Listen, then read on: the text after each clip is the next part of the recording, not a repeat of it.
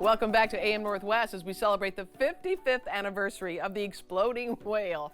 That 70s story inspired our next guest to take a new look at its lasting impact on the people involved in the documentary, Oh Whale.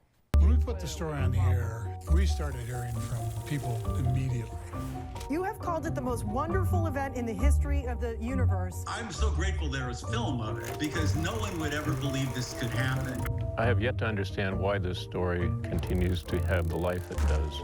Paul will always be the whale guy. He doesn't want to be, but he will. I don't enjoy watching it. In November 1970, a 45-foot-long sperm whale washed ashore on that beach near Florence. The smell was just horrendous. The Highway Division decided the carcass couldn't be buried, it couldn't be cut up and then buried, and it couldn't be burned. So dynamite it was. They're going to blow up the whale on Thursday. You might want to have a camera down there. Well, I'm confident that it'll work. We had no idea what was about to happen. We welcome to AM Northwest the filmmakers behind the documentary, Oh Whale, producer Rachel Gardell and director Winslow Crane-Murdoch. Good to have you both with us. Winslow, let me start with you. What was it about the story that you said, I have to do something on this? I think that this story, when I first saw it, it did for me what it does for everybody else. It's the reason why this is a legendary story that has lived for 55 years. We're now here on the 55th anniversary. I moved to Portland like 8 years ago, and I think I saw the film when K2 did like a 4K remaster of the of the original film. Yeah. And I was literally blown away. I think it is just such an amazing story. It is. You can't really believe that it happened. And then also on top of that, Paul's narration was something that we were so drawn to. And then also the fact that Paul and Doug were 23, 24 at the time when this happened. And this is a story that followed them forever. So as a filmmaker, you know, there was obviously the whale's explosion, which was such a funny moment, also captured on film in such an incredible way. But then there was also this resonant story of someone in the news who told a story that followed them for the rest of their life. And we were really interested in that aspect as well. I like the subtitle, Oh Whale, the story of Paul Lindman.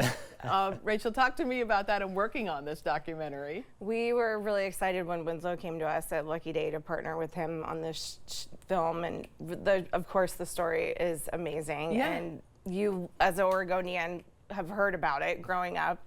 And so we were really excited to work with such a talented filmmaker and to be able to help bring this to life on the back end after, you know, he'd reached out to Paul and gotten the story. And so it's been really fun to work with them on the animation and the different parts of it. The animation is so great. It's just completely endearing. Yeah, that part of the film, you know, as they said in the broadcast, they had to stop filming and run. Right. And that's such a huge part of the story is that fleeing moment, and we had no visuals for it. And so we thought, why don't we try and put it back together, you know, as we imagined it with animation. And so that part was really fun to work on what Paul and Doug looked like at the time and to, you know, partner with some great, amazing talent that were able to put those frames together for us. So, and I hear it's doing really well at festivals. That's gonna make you feel good. Yeah, for sure. Yeah, it's been great. We've played at 3 festivals so far. Okay. We won the jury award for Best Short Documentary at the first 2 festivals. And one of those festivals was Oscar qualifying, so it means the film is qualified for the Oscars. Wow, that's so great. We're gonna try for that probably next year, I think, running into 2026. So, and then next year we'll get into more festivals as well. And we're hoping to do community screenings. We're hoping to screen it on the coast. So if people do want to screen the film in their communities, they should reach out to us. We're pretty easy to find, and we can figure out ways to screen the film in communities that want to see it. What kind of reaction are you getting when you walk out of festivals and people have seen it? It's been amazing. People, you know, there's a lot that it's dark right now, and to have this joy film, it really is a great moment for people to have some levity and to also see this historical thing that maybe they knew about or maybe they didn't know about. And so it's been awesome to just be in audiences and hear the laughs and to see the things, you know, we've watched it so many times but there are still moments that make me laugh every time, and it's fun to have that in a shared setting with an audience. So we just really are thrilled with the way it's being received, and lots more to come with it, for sure. I love it. There's a line I read about, it's about how we don't get to choose our fate, only what we make of it. Yeah.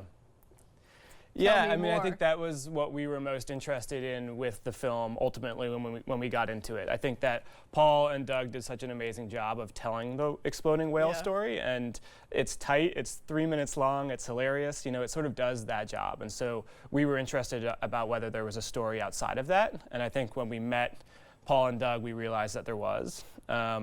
Paul, in sort of the arc of the film, and he talked about this a bit on air, you know, was initially a little bit resistant to this because he was doing all these other incredible stories. You know, his Ordinary People Doing Extraordinary Things was this amazing series for K2, but people talked to him about the whale. So it was about him coming to terms with the fact that this sort of fate had been decided for him in some ways, but that you can still laugh at it and you can still really enjoy it. And then the town of Florence went through a similar experience. And so we spent a lot of time in the town of Florence filming there. They love it. Initially, it was an embarrassment, I think, for the town. You know, how could you blow up this whale and crush this man's car and all of these things? And it was all over the news and it was a viral story.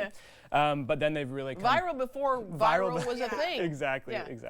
But they've really come to embrace it. You know, there's now an Exploding Whale Festival. It's actually happening this coming weekend, November 16th, out in Florence, if anyone wants to go.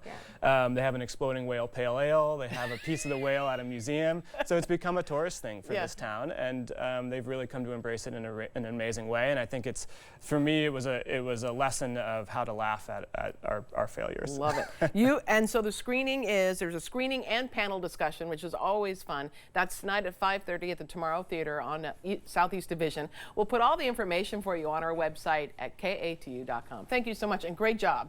Thank you for having us. All right, we'll be right back with more AM Northwest. Stick around.